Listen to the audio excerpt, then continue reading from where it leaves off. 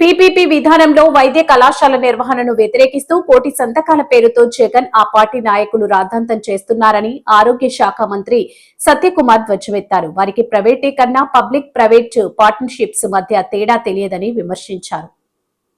అవుతుందా రసగా నిర్ణయాలు తీసుకుంటామని కూడా మరో ముఖ్యమంత్రి గారు చెప్పడం జరిగింది. దాంట్లో భాగంగా అనేక రకాల సలహాలు ఇచ్చారు.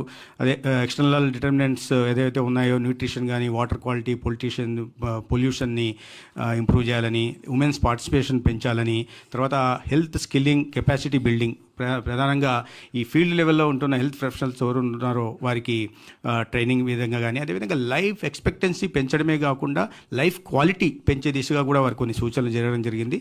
మానిటరింగ్ మెకానిజంని మరింత పటిష్టపరిచే దిశగా, తద్వారా క్షేత్రస్థాయిలో జరుగుతున్న వాటిని సునిశ్చితంగా పరిశీలిస్తూ తీసుకోవాల్సిన కరెక్టివ్ మెజర్స్, తప్పులు ఏముంటే సరిదిద్దుకుంటూ కరెక్టివ్ మెజర్స్ తీసుకునే దిశగా కూడా మాట్లాడడం జరిగింది. అదేవిధంగా మెంటల్ హెల్త్ మీద కూడా ప్రధానంగా ఇవాళ యువత చాలామంది అనేక కారణాల వల్ల ఆత్మన్యూనతా భావానికి గురై ఆత్మహత్యలు కూడా చేసుకుంటున్న నేపథ్యంలో, ఇతరత్ర కారణాలు, గ్రామీణ ప్రాంతాల్లో కూడా ఇబ్బందులు పడుతున్న నేపథ్యంలో మెంటల్ హెల్త్కి సంబంధించి మీద, అడల్సెంట్ హెల్త్ మీద కూడా కాస్త వారు సలహాలు ఇవ్వడం జరిగింది.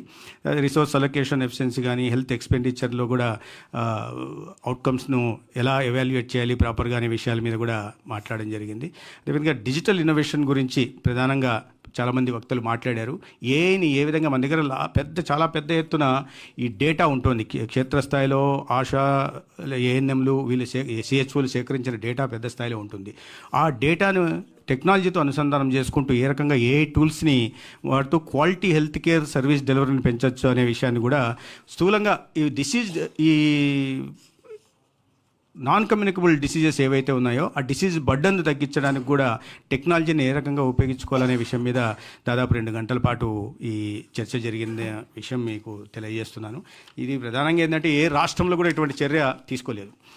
రాష్ట్ర ఆరోగ్యానికి, ప్రజా ఆరోగ్యానికి పెద్దపీట వేస్తున్న ముఖ్యమంత్రి గారు మొట్టమొదటిసారిగా నిర్ణయం తీసుకున్నారు. అది కాకుండా సంజీవని అనే కార్యక్రమాన్ని కూడా రాష్ట్రంలో దేశంలో ఏ రాష్ట్రంలో లేని విధంగా పైలట్ ప్రాజెక్ట్ కింద గేట్స్ ఫౌండేషన్, అదే టాటా ఎండీతో కలిసి డిజిటల్ నర్వ్ సెంటర్ పేరుతో ఒక సంజీవినిని తయారు చేయడం, దాంట్లో కుప్పంలో 90,000 మందిని ఐడెంటిఫై చేసి టార్గెటెడ్ పాపులేషన్కి అన్ని రకాల 3 నెలలకు ఒకసారి పరీక్షలు నిర్వహించి ప్రతి ఒక్కరి డిజిటల్ హెల్త్ రికార్డును కూడా, తద్వారా హైపర్ టెన్షన్లో ఎవరు ఉన్నారు, డయాబెటీస్ ఉంది, ఎవరికి సీకేడీ ఉంది, ఎవరికి లివర్ ఉన్నాయి, ఎవరికి సిఓపిడి ప్రాబ్లమ్స్ ఉన్నాయి, ఎవరు సివిడి వాస్కులర్ డిసీజెస్ ఉన్నాయి, కార్డియోవాస్కులర్ డిసీజెస్ ఉన్నాయి అని ప్రధానంగా మెంటల్ హెల్త్కి సంబంధించిన వాటిని గుర్తించి వారిని మ్యాపింగ్ చేసి, తద్వారా వారి లైఫ్ స్టైల్ చేంజెస్ కానీ లేదా ఆహారపు అలవాట్లో మార్పు చేయడం కానీ ఈ సమావేశానికి సంబంధించి అప్డేట్స్ అవి అయితే, రాష్ట్రంలో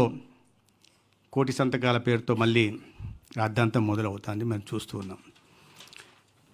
ఇది కోటి సంతకాల సేకరణ కాదు, కోడి గీతల కార్యక్రమం లాగా అనిపిస్తుంది. ఎందుకంటే నేను గత కొన్ని రోజులుగా అటల్ మోడీ సుపరిపాలన యాత్రలో భాగంగా అనేక బహిరంగ సమావేశాల్లో పాల్గొనడం జరిగింది. యాత్రలో భాగంగా పూర్తిగా రాయలసీమ జిల్లాల నుంచి ఇవాళ మచిలీపట్నం దాకా సాగుతున్న దీంట్లో లక్షల మందిని కలుస్తున్నాం. అడుగుతున్న నేపథ్యంలో, వెళ్ళిన నేపథ్యంలో బహిరంగ సమావేశాల్లో కూడా నేను అడగడం జరిగింది. 5,000 మంది 6,000 మంది ఉన్న చోట అడిగాను. ఇవాళ వైసీపీ పార్టీ జగన్మోహన్ రెడ్డి గారి నాయకత్వంలో సంతకాల సేకరణ చేస్తోంది. ఈ సమావేశంలో ఉన్నవాళ్ళు ఎవరైనా సంతకం పెట్టారా? ఒక్క చెయ్యి ఎత్తినా మేము దీన్ని పునః పరిశీలిస్తామని చెప్పడం జరిగింది. ఒక్కటంటే ఒక చెయ్యి, ఇన్ని వేల మందిలో ఒక చెయ్యి లేయలేదు. ఈ రాష్ట్రంలో ఉన్న మొత్తం జనాభా 5,30,00,000 మంది. దాంట్లో ఇంక మరి అంగన్వాడీలో ఉన్న వాళ్ళని వీళ్ళని అందరినీ కలుపుకున్నా, అంగన్వాడీలో పిల్లల్ని పుట్టిన బిడ్డల్ని కలుపుకున్నా కూడా 5,30,00,000 మంది జనాభా ఉంటే, కోటి సంతకాలంటే సగటున 5.3 మందికి ఒకరు సంతకం చేసి ఉండాలి. 5 వేసుకుందాం లేండి, మరి 5 కోట్లకు ఒకరు సంతకం చేసి ఉండాలి. ఇంకొన్ని లక్షల మందిలో ఒకరు కూడా, సగటు 5 మంది ఎక్కడ చోటు ఉన్నారంటే వాళ్ళలో ఒకరు సంతకం చేసి ఉండాలి. ఎక్కడా ఎవరు సంతకాలు చేసిన దాఖలాలు కానీ, మేము చేశామని చెప్పిన సందర్భం కానీ లేదు. వీరెక్కడో 1-2 పట్టణాల్లో టెంట్ వేయడం, పొద్దున్న టెంట్ వేయడం, అడావిడి చేయడం, వాళ్ళే రావడం, కాస్త సంతకాలు పెట్టినట్టు చూడడం, సాయంత్రానికి టెంట్ వేసి వెళ్ళిపోవడం. ఇవి చూస్తుంటే గ్రామ ప్రాంతాల్లో ఎక్కడా దీని మీద చర్చ లేదు. కళాశాలల్లో ఎక్కడ చర్చ లేదు, విద్యార్థుల్లో ఎక్కడ చర్చ లేదు, పేదల్లో ఎక్కడ చర్చ లేదు. మరి ఎక్కడి నుంచి 1,000,000 సంతకాలు తీసుకొచ్చామని వీళ్ళు మాట్లాడుతున్నారో నాకు అర్థం కావట్లేదు. కోటిసిన ఒక పార్టీకి సంబంధించిన నాయకుడు కలిస్తే నేను ఇలాగే పిచ్చాపాటిగా అడిగా, ఏంటి సార్ బాగా 1,000,000 సంతకాలు జరుగుతుందా అని. 1,000,000 సంతకాల సంగతి దేవుడు అడగండి, సంతకాలు పెట్టి కుడి చేయి ఎడం చేయి వాచిపోతున్నాయి మా కార్యకర్తలకు అని చెప్తున్నారు. మరి ఇది పరిస్థితి. 1,000,000 సంతకాలు చేయిస్తున్నామని ఎవరిని మభ్యపెట్టే ప్రయత్నం జగన్మోహన్ రెడ్డి గారు చేస్తున్నారో నాకు అర్థం కాదు. ఇవాళ నిన్న కూడా వారు ట్వీట్ చేశారు. సరే, రాజకీయాలు చేయడంలో అర్థం ఉంది, కానీ ఆయన అవగాహన రాహిత్యంతో చేస్తున్నారా లేదా తెలిసి ఉనికి కాపాడడం కోసం రాజకీయం చేస్తున్నారా అది కూడా స్పష్టం చేస్తే బాగుంటుంది. నిన్న కూడా ప్రైవేటీకరణని అడ్డుకుంటామనే రాశారు దాంట్లో, అఫీషియల్గా రాస్తున్న దాంట్లో కూడా. అంటే మరి జగన్మోహన్ రెడ్డి గారికి పబ్లిక్ ప్రైవేట్ పార్ట్నర్షిప్కి, ప్రైవేటైజేషన్కి ఇప్పటికీ తేడా తెలియకుందా? మేము చాలాసార్లు చెప్పాం, ఒకసారి తెలియకపోతే వివరిస్తాం జగన్మోహన్ రెడ్డి గారు, కొద్దిగా తెలుసుకోండి బయటైనా, లేదా మేమైనా వివరిస్తామని కూడా చెప్పాం.